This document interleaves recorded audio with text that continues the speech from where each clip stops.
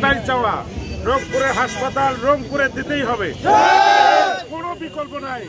আমরা মাননীয় প্রধান উপদেষ্টার কাছে আজকে আমরা এখানে 2-4 হাজার মানুষ হয়েছি। এরপরে রংপুর শহরে 2 থেকে 4 লক্ষ লোক রাস্তায়, কোনো রাস্তা খোলা থাকবে না, সব রাস্তা বন্ধ হয়ে যাবে। তো আমাদের এটাই দাবি, রংপুরে হাসপাতাল রংপুরে দিতেই হবে, এটাই আমাদের, কোনো বিকল্প হতে পারে না, এটাই আমাদের চাওয়া। যে আমাদের জুলাই আগস্টের পরে যে অন্তর্বর্তী সরকার আমরা পেয়েছি, সেই সরকারের প্রধান উপদেষ্টা ডক্টর মোহাম্মদ ইউনূস স্যার তিনি কিছুদিন আগে চীন সফর করেছেন। চীন সফর করে সেখান থেকে চীন সরকার তাকে উপহার হিসাবে 3টি আন্তর্জাতিক মানের হাসপাতাল তেনাকে উপহার দিয়েছেন। সেই প্রধান উপদেষ্টা ডক্টর মোহাম্মদ ইউনূস স্যার মহোদয় তিনি 3টি হাসপাতালের মধ্যে একটি হাসপাতাল আমাদের রংপুরে বরাদ্দ করেছেন। আমরা বড় খুশি হয়েছি যে রংপুরের বিভাগীয় শহরে একটি মান বাড়বে, কিন্তু আমরা ইতিপূর্বে দেখতে পাচ্ছি যে আমাদের রংপুরের হাসপাতালটাকে বিভিন্নভাবে টালবাহানা করে অন্য জেলায় স্থাপনের একটা চক্রান্ত চলছে।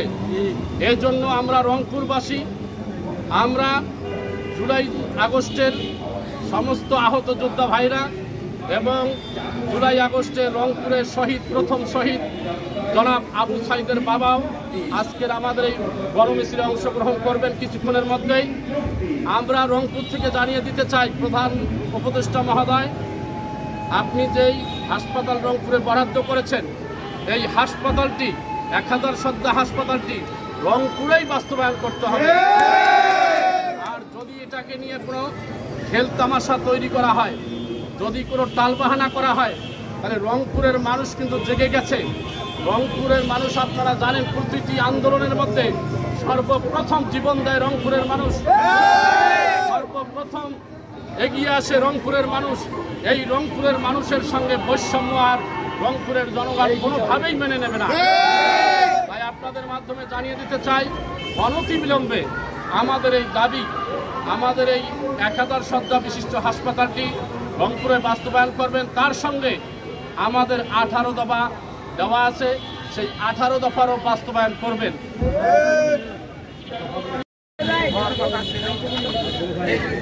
হাসপাতালটা যেন আমার ছেলে আবু সাইদ যেখানে শহীদ হয়েছে এই রংপুরের মাটিতে যেন হয়।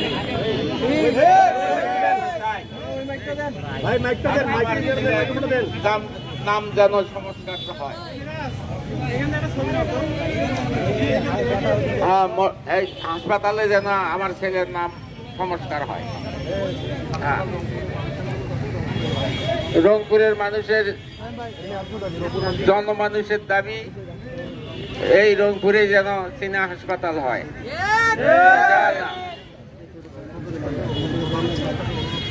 প্রধান উপদেষ্টাকে আমি অনুরোধ করছি রংপুরে যেন হাসপাতালটা প্রতিষ্ঠিত হয়।